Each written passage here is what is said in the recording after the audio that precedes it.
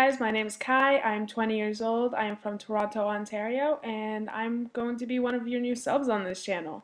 A little bit about me. I'm a student. I go to Ryerson University. I study business management, and I hope to become a flight attendant come January. If you guys would like to know a little bit more about me, I'm going to link in the bar below my Tumblr, my personal YouTube channel, and the other collab that I'm on. How to spot a lesbian. Now, I'm going to give you a little bit of advice. Not every girl that has short hair and is a hipster is a lesbian. I've made that mistake quite a few times. I'm not the obvious looking gay girl, so I tend to wear something that is rainbow or something, like pride stuff. So I wear, this is my school's pride bracelet. It says Ryerson Positive Space on it, and I wear it basically every single day. Or I will have some sort of rainbow gay-friendly sticker on my computer or on my computer bag or on my backpack. So I think that's it for this week. I really hope to getting to do more videos, and hopefully you guys get to see my face more often. Alright, that's it. Hello, my name is Kayla and I am the new substitute here on Lesbian Central. I'm super stoked to be a part of this channel, filling in whenever I can and giving my opinions and advice on topics. I am 19 years old. I'll be 20 on July 5th and I'm really scared.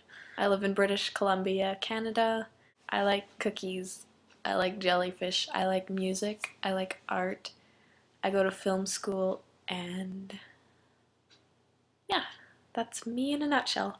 So one of the topics was how to spot a lesbian, and of course there's always the stereotypes, like if they have short hair and they're wearing a Tegan and Sara shirt, it's pretty obvious, but sometimes it's not obvious at all, but there's like a vibe.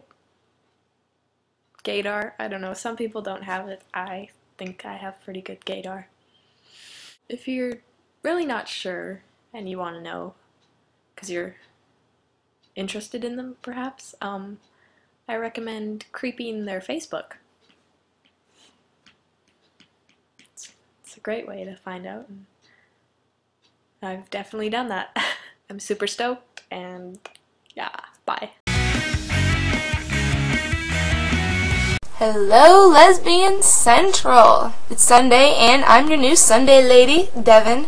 I would like to introduce myself a little bit, tell you a few little facts about me. So I'm 24 years old. I currently live in the state of Utah, so Mormon Central up in here. I am a lesbian, but I usually prefer the term gay or queer because that one's kind of fun to throw around every once in a while, throw people off. I was a gymnast for 20 years of my life, went all the way through college, got a college scholarship, all of that good stuff. I'm recently graduated from college, so that is exciting. Moving on to the real world. Right now I have a job at Best Buy, which works out well because I'm a huge nerd. I love video games. I have an Xbox 360, a PlayStation 2, a Wii, a Nintendo 64. I have a Nintendo DS. I play online. I like to play with all the dudes and swear and like get all into it and kill people and all that stuff. So I may look like a girl. I'm pretty girly. I mean, like the earrings and the makeup and like, no. I get going with my video games. Not so ladylike. I tell people this all the time. I'm secretly a 12-year-old boy on the inside. I love video games, and I am still scared of pretty girls. So, topics for the week. The first topic was how to spot a lesbian. I don't quite feel qualified to talk about this topic because, face it, let's look at me for a second.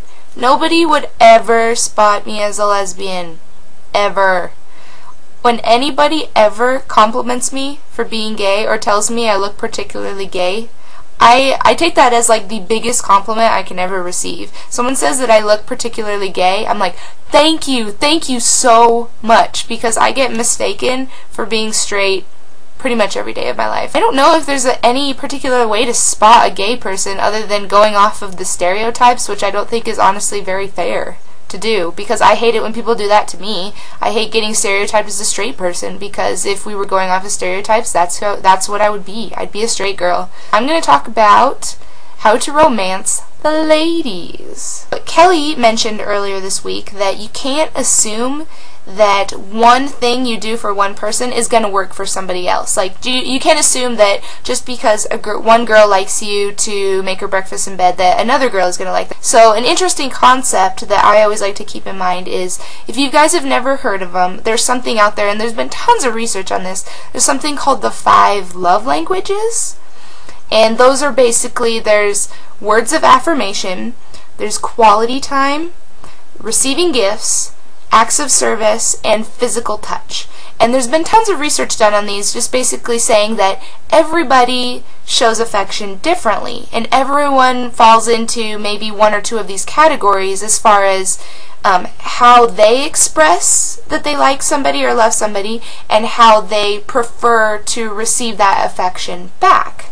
I learned about this in a class in school once, and so it's something that I always really pay attention to, because I definitely fall into the category of acts of service. So when I show somebody I like them, I am a doer. I will like make them breakfast and give them a massage and like do little things for them all the time. And my weakest area is absolutely physical touch. I'm not a very touchy-feely person, and it's just something I struggle with all the time.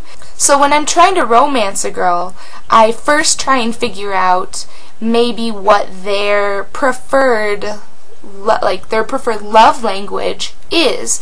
So if I prefer to, do acts of service for people, but if that doesn't mean as much to them as perhaps just hearing the fact that, hey, I really like you, then that is going to be the most effective way of romancing them. This is something that I always pay really close attention to.